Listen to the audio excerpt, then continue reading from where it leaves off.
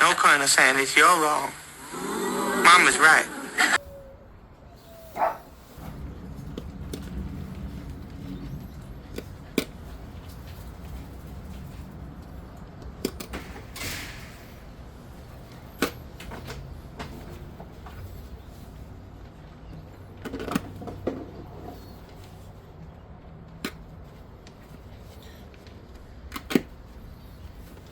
Beavis, you're a stupid dumbass.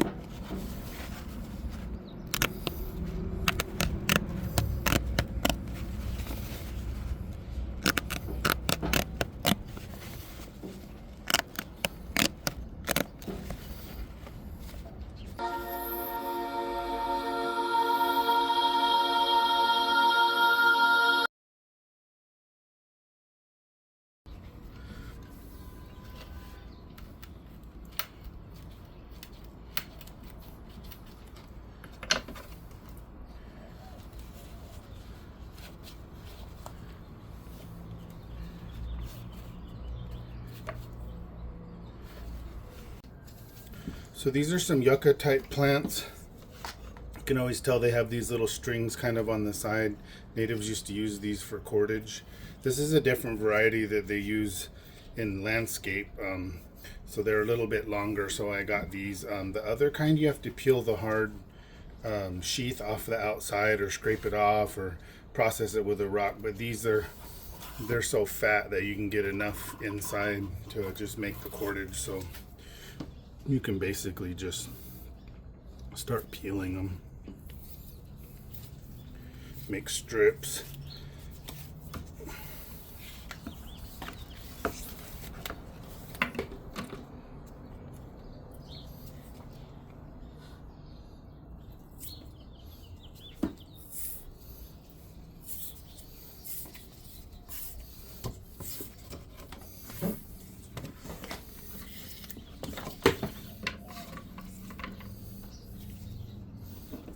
Try to peel the outside hard part off so you don't have to deal with that.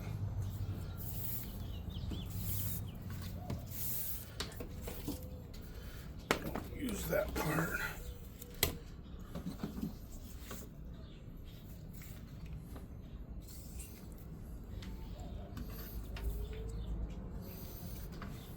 And then they're like in little squares now. Let me peel this last little crusty part off here.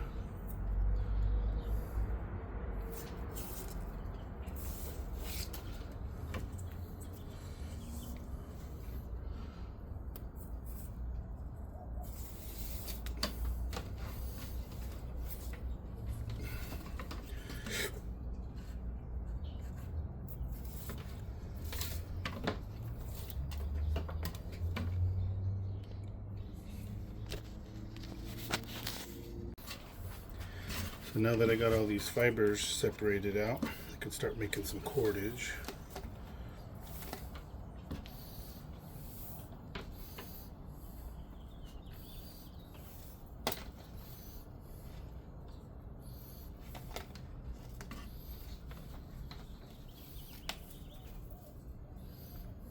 It's called the reverse twist method.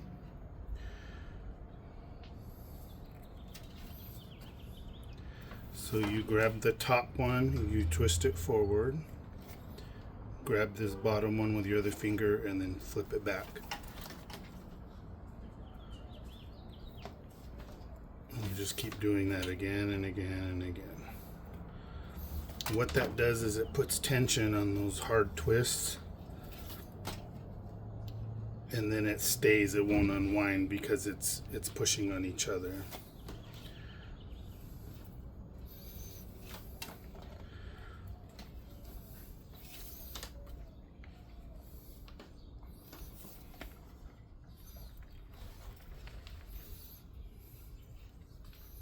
Gotta twist it tight. Okay, so I got a pretty good amount, I don't know, 8 inches or something of cordage. Then you'll notice one of these sides is getting really, really thin. This has 2 because it's split, so it's still a little thicker. And I want my cordage to remain the same thickness all the way. So if I keep doing this, it's going to get skinnier and skinnier, and then the cordage isn't going to match this cordage. So I need to splice in.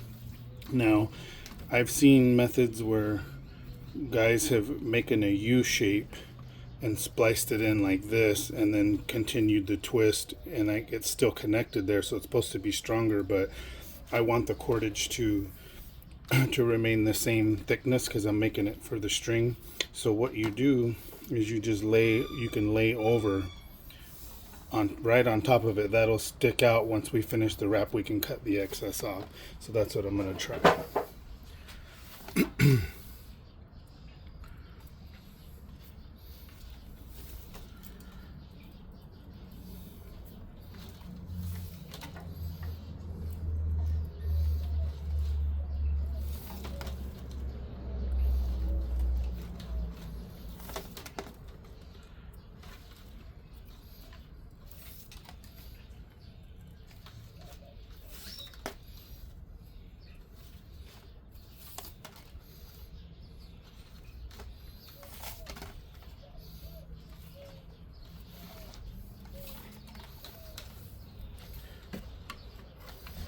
So we'll end up nipping that off about right there, just to leave that little tag out.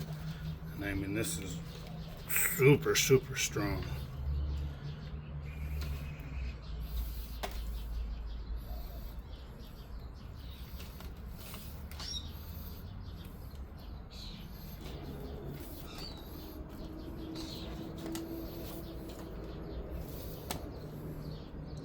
I'm going to make a bowstring next out of this stuff. I think that's going to be fun. I'll probably make 2 smaller cordages, 2 or 3, and then real skinny narrow ones, and then try to braid those together for overall strength for the bowstring. It's got to be obviously much stronger for that, but this stuff is very strong. I've seen people shred sinew wet fibers and do this same reverse twist method, and that makes an unbelievably strong bowstring.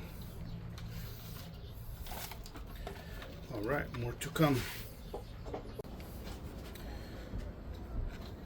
So here's my cordage that I made out of the yucca. So got a pretty good length there. I'm going to zigzag it in and out of all these holes I made, and that's going to be the cinch to close it up. You can see that reverse twist method even when you cut it out. See how it's not unraveling because it's twisted upon itself. I guess the tension of each strand or whatever just holds it in place, but I got to try to weave that. Normally I put a knot at the end of it to keep it from unraveling, but I got to get it through these holes. So first things first, I'm going to get my awl and make sure every hole is big enough.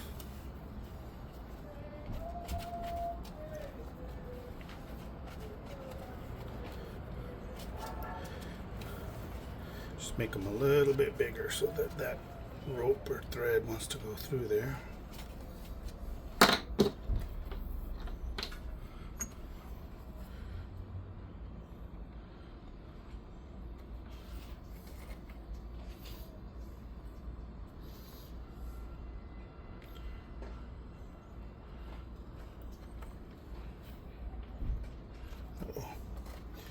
Perfect example, that one's not big enough.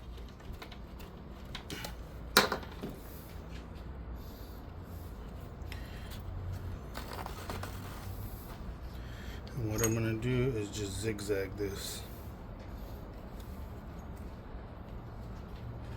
Uh-oh. One of these threads.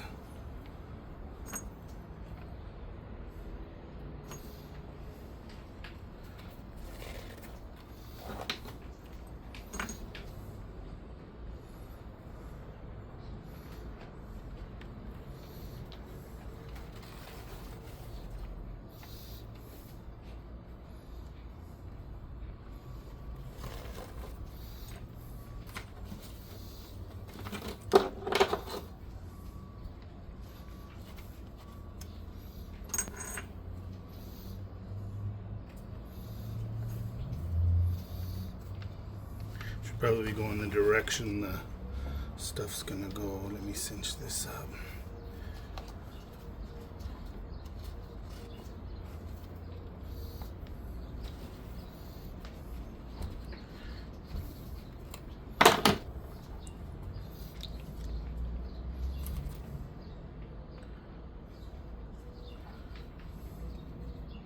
Starting to unwind a little tiny bit.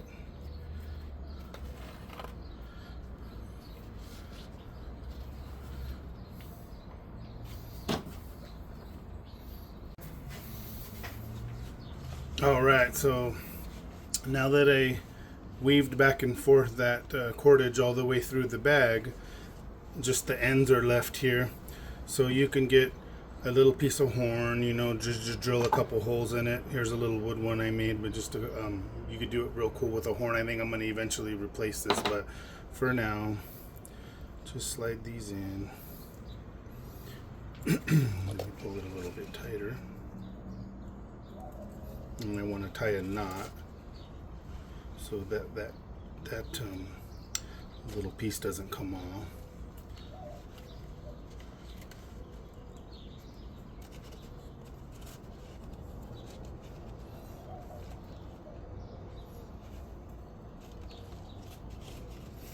All right.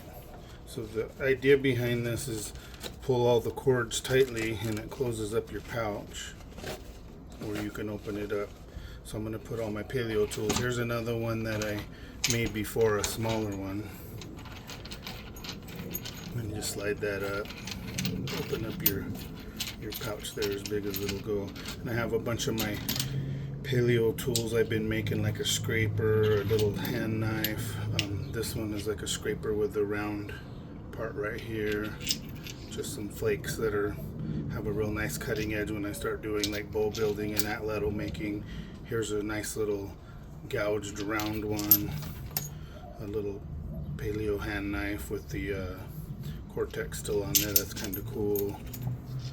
A little axe I'm making, or adze I guess, for shaving down the wood. It's just a hard stone that I've been polishing.